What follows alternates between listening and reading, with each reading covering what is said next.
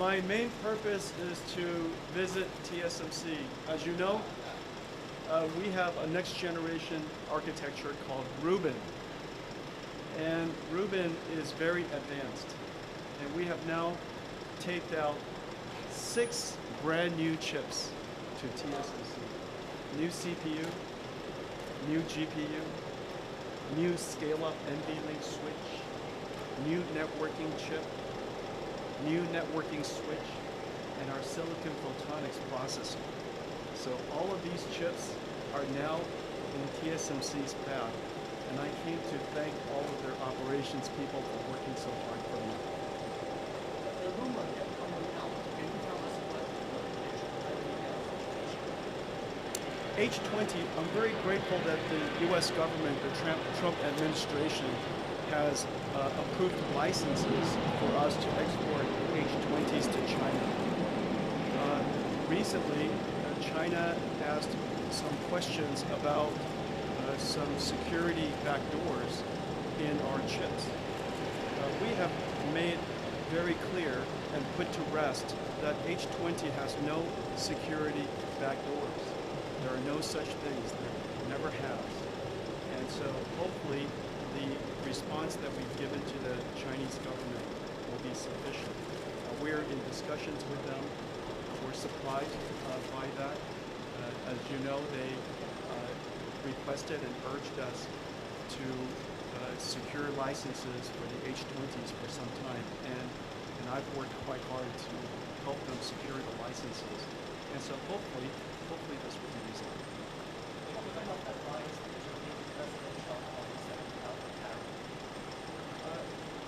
Well, I didn't provide any advice. I informed the president of the importance of the American AI tech stack.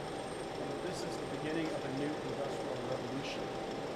And during this time, AI developers, AI models, and AI applications support of the American tech stack is very important. And so that was the first thing that I explained. I also explained that AI is going to advance around the world with or without the United States. And it is important for us to maximize our AI export technology at a time in this industrial revolution.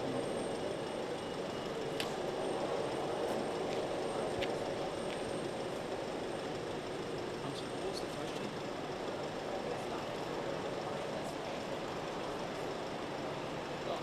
Oh, stock.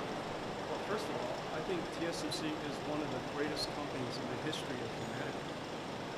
And anybody who wants to buy TSMC stock is a very smart person. TSMC is a very good investment, right?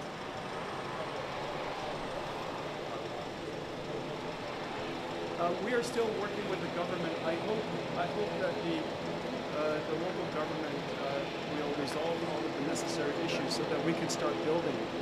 You know, we have many employees here in Taiwan.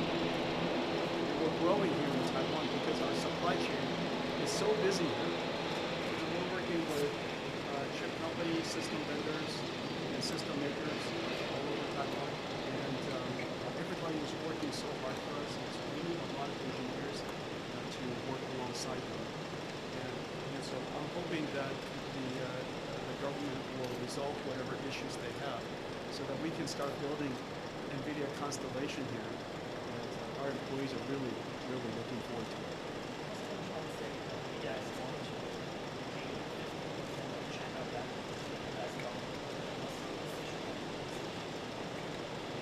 I am very grateful that the Trump administration has licenses for our Chinese customers. The Chinese customers are also expanding their AI services.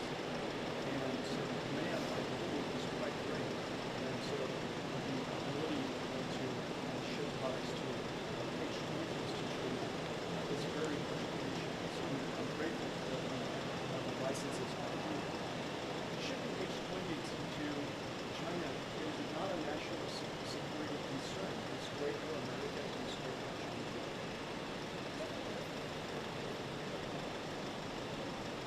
We are at the beginning of a new industrial revolution.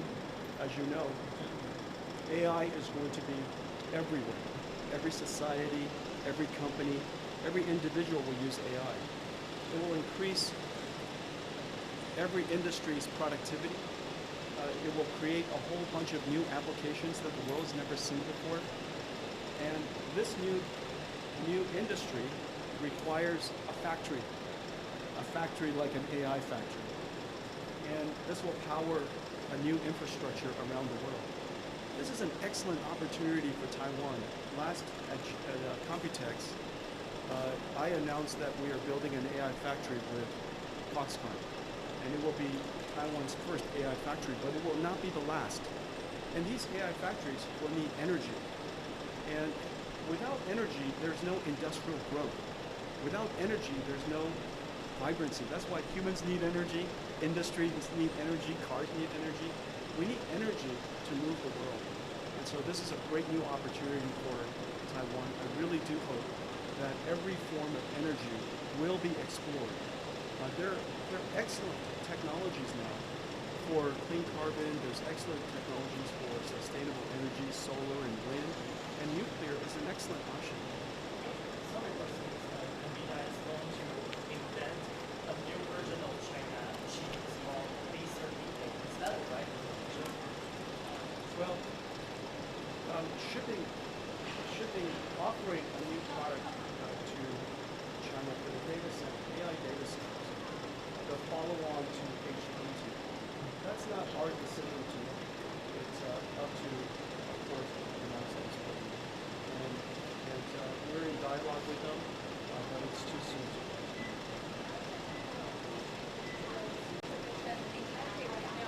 Really? Okay.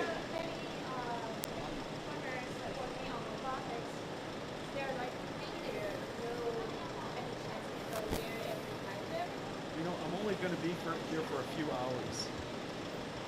Yeah, I don't even need to sleep tonight. I'll leave tonight. Right after dinner. No, it's easy. Nice and easy. Mostly just sit on the airplane. But the robotics innovations here is very exciting. As you know, Taiwan is the epicenter of a very large electronic manufacturing ecosystem. And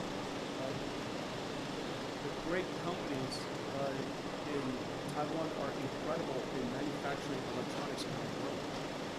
Foxconn, Quanta, Mistron, so many, right? Of course, TSMC and there's so many major companies.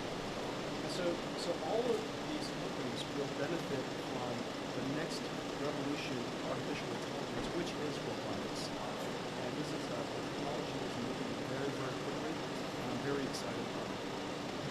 You are going to deliver a speech in Washington,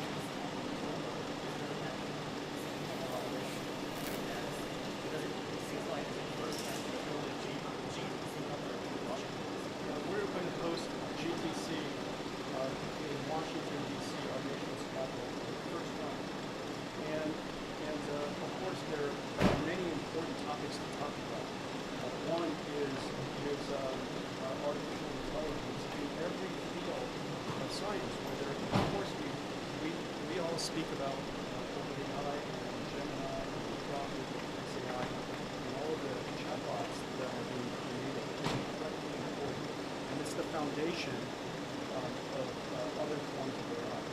However, there are many forms of AI. There will be AI for quantum, AI for telecommunications, AI for physics, AI for chemistry, AI for computer science.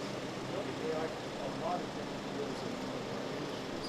And so that's one area that I'll talk about. And then, of course, I'll talk about how NVIDIA's AI is affecting various industries and industrial products.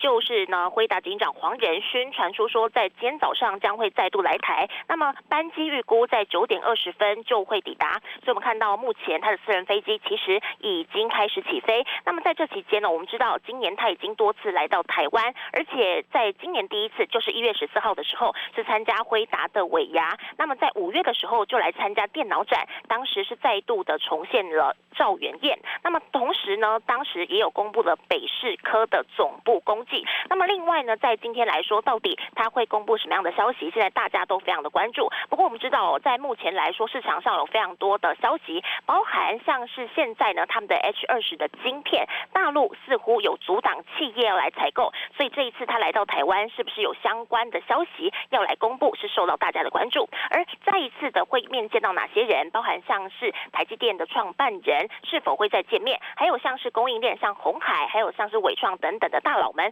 是否会再重现兆元宴，也是大家关注的。还有在今天早上传出最新消息是说，美国政府似乎没有打算要入股台积电，或者是台积电呢打算说要把这个补助的66亿归还到美国政府。所以到时候黄仁勋是有什么样的这个意见，还有他什么样的看法，稍后也会帮大家来进一步的报道。那我们知道在这期间，其实黄仁勋是非常的忙，他不只是在今年上半年的时候参加了全球注目的 Computex 之外呢，他还奔波到日本、欧洲、中东等等的地方。另外当然也再度的进入到了白宫来商讨这所有的这个晶片，所有的这个销售的状况。因为我们知道现在中美的禁令还是非常的热议，所以到底呢接下来他会怎么样来形容，还有怎么样来透露说这消息，也都是大家关注的重点。那么根据目前最新的消息，这台飞机呢将在稍早，也就是稍后9点20分的时候抵达到台北的松山机场。这一次呢，他同样是搭乘他自己的